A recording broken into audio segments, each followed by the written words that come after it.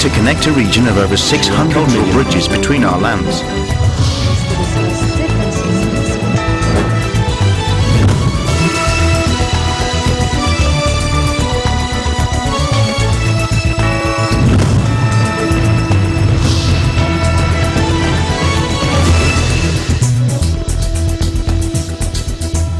Hello and welcome to ASEAN in Focus. I'm Judith Guimera delivering to you the latest news in and around the ASEAN region on today's headlines.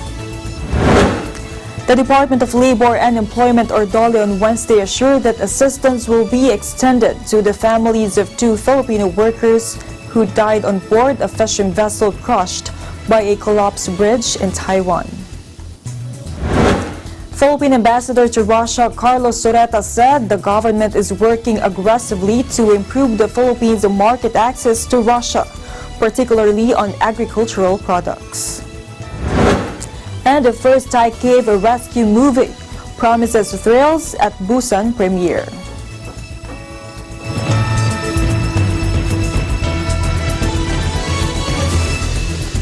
Five bodies have been recovered from under a collapsed bridge in Taiwan. Rescuers said Wednesday as the search continued for the last person missing after the structure smashed onto fishing boats moored underneath. Taiwan's National Fire Agency said the deceased were fishing workers from Indonesia and the Philippines, whose bodies were found in waters near two damaged boats late Tuesday and earlier Wednesday. The search and rescue mission continues, the Transport Minister Lin Chia-lung told reporters, adding evidence was being collected for an investigation. The Philippines Labor Ministry confirmed that two of its nationals were killed while one remained missing and five others were injured in the incident. The ministry pledged assistance to the affected workers and their families. Dramatic CCTV footage captured the moment the 140-meter-long single-arc bridge came crashing down early on Tuesday morning in Nanfangao on Taiwan's east coast. In the video, a vertical cable at the center of the bridge's steel arc suddenly snaps. The road then collapses into the water, crashing down on three fishing boats as a petrol tanker, which nearly made it across, also plunged into the water. 12 people were injured, including 6 Filipino and 3 Indonesian fishing workers, the Taiwanese driver of the patrol tanker, and 2 Coast Guard personnel. The patrol tanker burst into flames at some point after it hit the water, sending a thick plume of black smoke into the air. The local landmark was completed in 1998 and spanned a small fishing port. It was featured in a number of TV dramas and commercials. Taiwan was skirted by a typhoon on Monday night, which brought heavy rains and strong winds to parts of the east coast.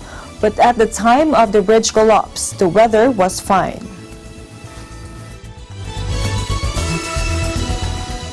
Meanwhile, the Department of Labor and Employment on Wednesday assured that assistance will be extended to the families of two Filipino workers who died on board a fishing vessel crushed by a collapsed bridge in Taiwan. The DOLE identified the fatalities as Andre Abregana Serencio and George Chagnis Impang. Another worker, Romulo Ilustrismo Escalicas Jr., remains missing. 5 other Filipinos identified as Julio S. Dimawa, Jason N. Villaruel, Alan H. Alcanzano, John Vicente Royo, and June B. Flores were reported injured and were brought to the hospital for immediate treatment and medical attention.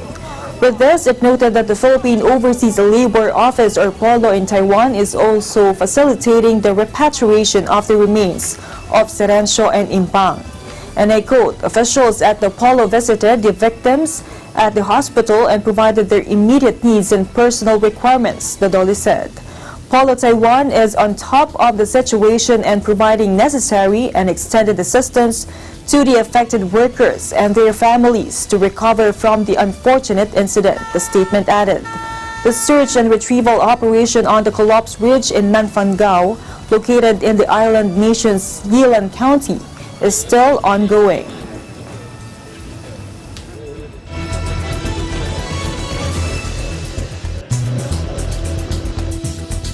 In other news, with the rise in the number of Filipino workers in Russia, Philippine Ambassador Carlos Soreta is hoping that the Philippines and Russia would soon strike a bilateral labor agreement to provide them with visas.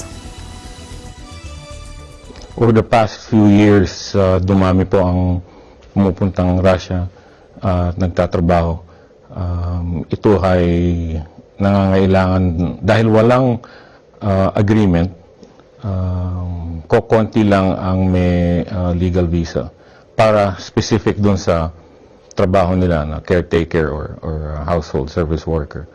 Yan po ay masosolve hopefully with a bilateral labor agreement na tinatrabaho na namin. Soreta said he was expecting President Rodrigo Duterte to raise the issue on visas in his bilateral meeting with Russian President Vladimir Putin.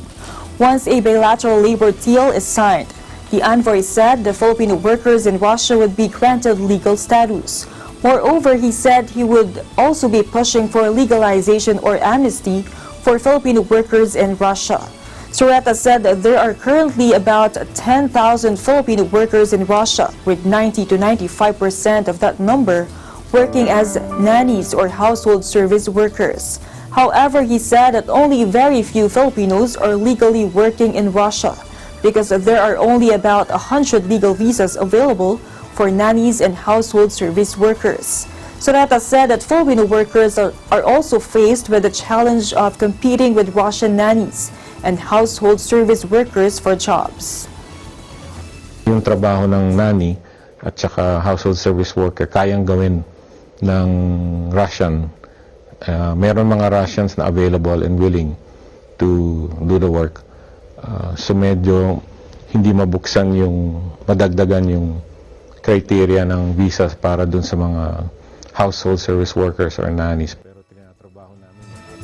Against illegal recruitment, as it would lessen the chances of sealing a bilateral labor deal between the Philippines and Russia. Wag muna ho mag-recruit para ho mabigyan ka man ng oportunidad na maayos ang status nila dito.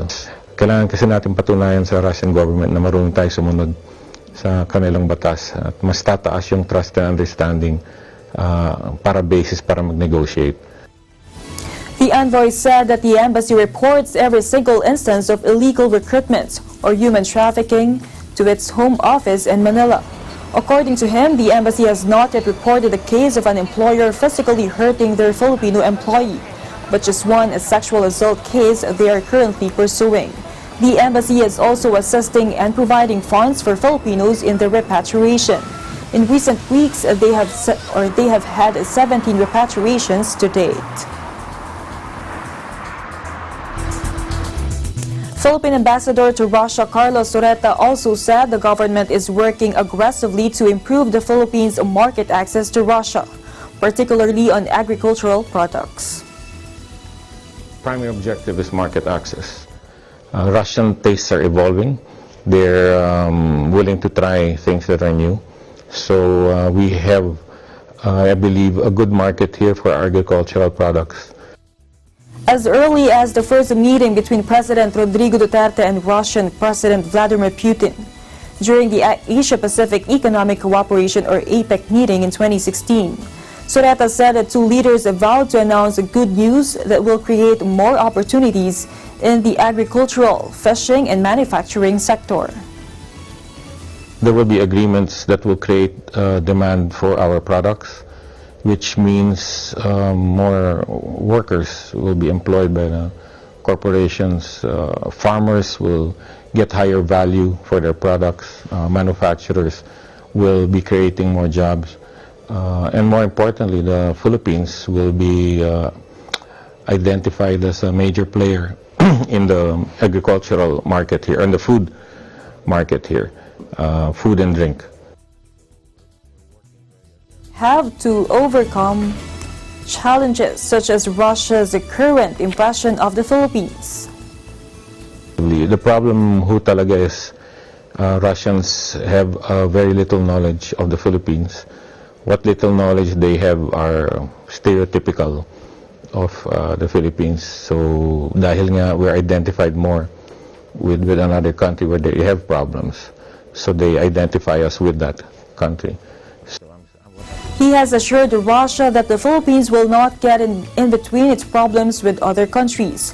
The envoy said that to promote its products, the Philippines should promote the country first.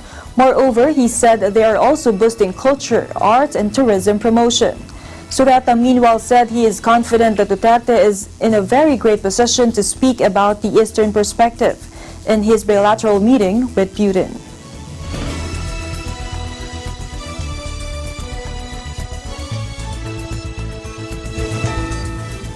More news when ASEAN in Focus returns.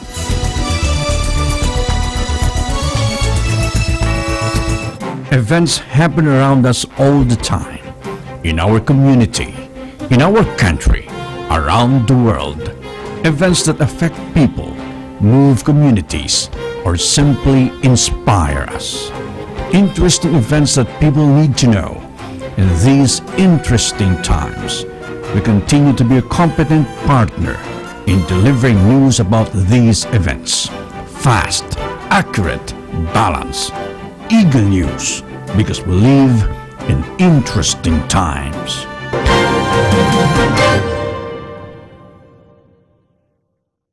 Hello everyone, Nicole Tongo here, greeting you from all the way here at Niagara Falls in Canada. Make sure to watch Digital Nest every Tuesdays and Thursdays at 7:30 p.m. only on Net 25. Again, I am Nicole Tongo, always one with 25.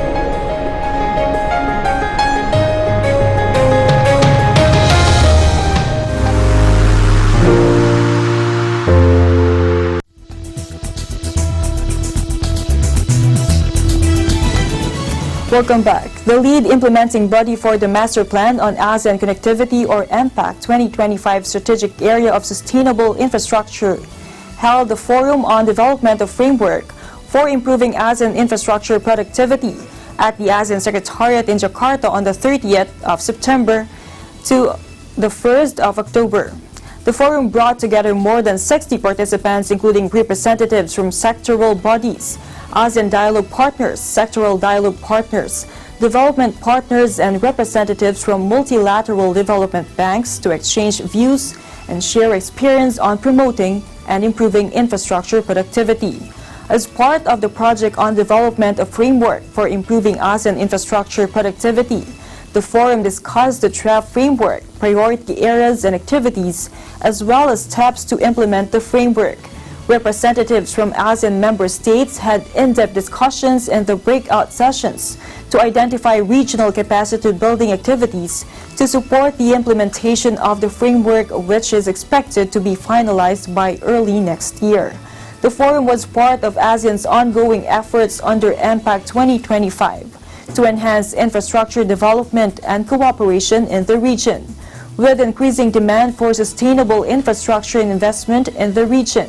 There is a growing need to engender productivity in the process of infrastructure planning, development, and implementation in ASEAN to achieve optimal benefits from the investment. The two-day forum was organized with the assistance of the ASEAN Secretariat and funding support from the ASEAN-Australia Development Cooperation Program Phase 2, or the AADCP2. In the Philippines, Energy Secretary Alfonso Cusi has asked 13 oil companies to explain on Monday the discrepancies in their price reductions. In a statement Wednesday, the Department of Energy said show cause orders, or SCOs, were issued in view of the apparent difference in the oil price or rollback calculations of the department and the oil companies.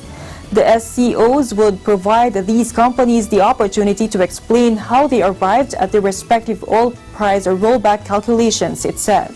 The DOE did not provide a copy of comparable computations as well as the name of oil firms, citing the explanations made by DOE Assistant Secretary Leonido Pulido III during a briefing in Malacanang on Wednesday. The DOE said the SCOs were issued in line with its mandate to protect consumer welfare and ensure fair oil industry practices. He also said they continue to assure the public that the DOE will not waver in upholding the welfare of consumers and will keep everyone properly informed of developments on this matter. We have currently sent a show cause order po sa lahat po ng mga iba-ibang oil companies sa Pilipinas dahil nung kami po ay in-inform po nila na magbababa po sila ng presyo, magro-rollback po sila ng presyo ng gasolina at diesel.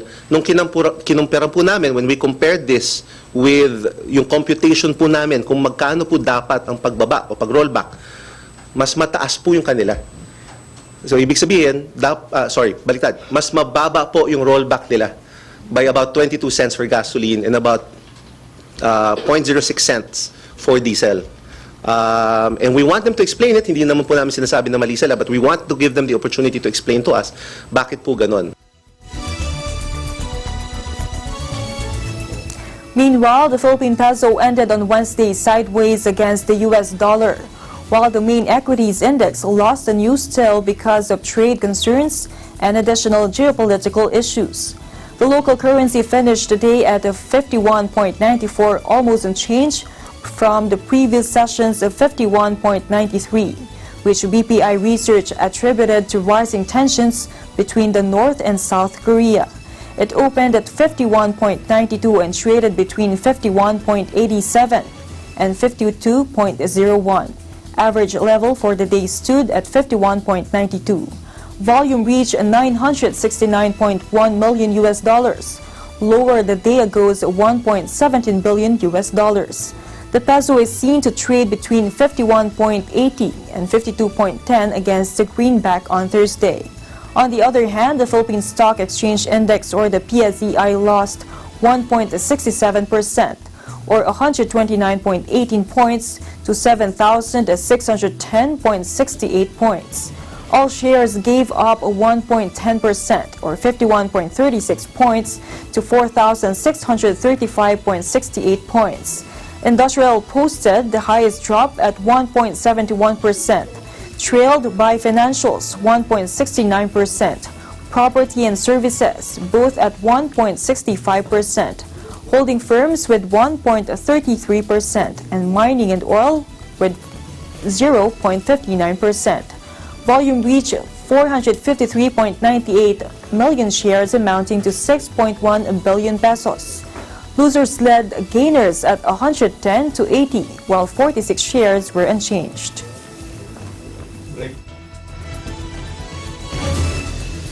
ASEAN in Focus will be right back. Stay tuned.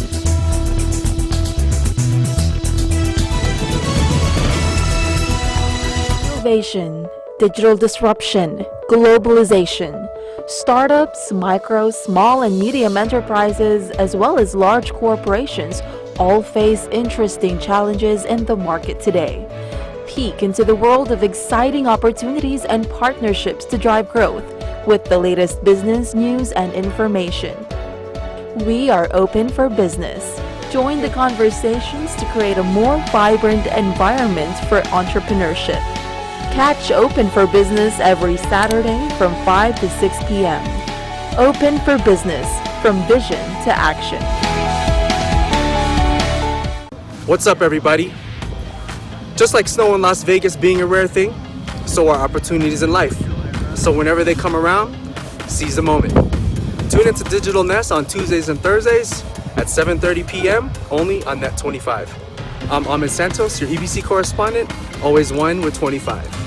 Peace!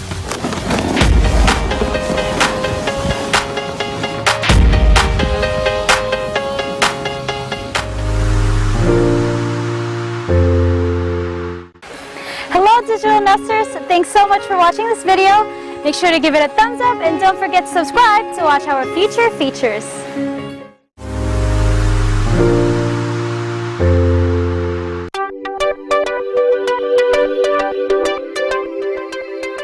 Net 25 is now available on OSN, the largest entertainment network in the Middle East and North Africa. Watch your favorite Net 25 shows on OSN Channel 725, same day as the Philippines. Net 25 shows live and on demand, anytime, anywhere on any mobile device on OSN Play.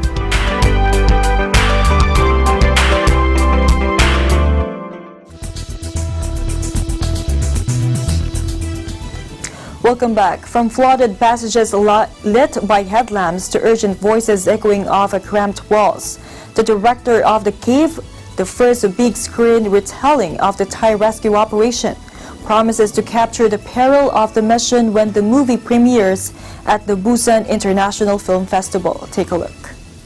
You'll see the story of the unsung heroes. You'll see the volunteer spirit of the local people who came to the mountainside to help. You'll see divers traveling from across the planet to arrive at Tam Luang in the north of Thailand to literally jump into a cave and go pull these kids out. So I think you'll see a lot of characters that maybe you wouldn't not necessarily see in a Hollywood version, because we're not taking the approach from the point of view of the authorities. We're really taking it from the point of view of these ordinary people who became heroes. Today, especially in modern times, people tend to hide behind their screens or stay at home on the couch. And there's a whole world out there, nature, caves. It's scary, but we thrive in.